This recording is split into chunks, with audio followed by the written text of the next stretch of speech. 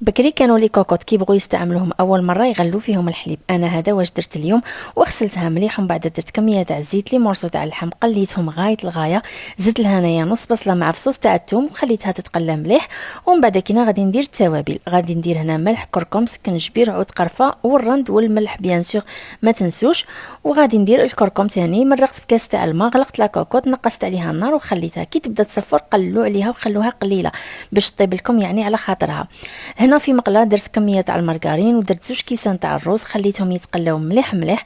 ومن بعد تبلت، غادي ندير القرفه، غادي ندير شويه تاع الفلفل الاسود سكنجبير، وإلا عندكم الهيل ديروا، سينو ديروا شويه تاع القرفل تاني يعطي ذوق شباب.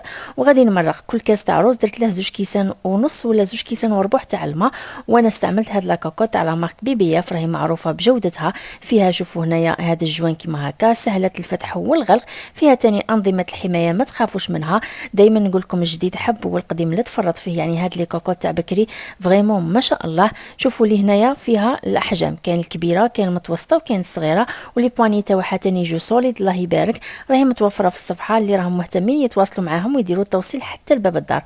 هنا بعد ما طابت لي واحد 20 مينوت هكا، حليت عليه هذاك الدجاج صبته طايب، والروز هذاك بعد ما طاب لي شدرت غادي دروك نرمي، يعني هذاك الروز نرميه فوق هذاك الدجاج تاعي باش يتبنن ويدي كامل هذيك النكهه تاع اللحم.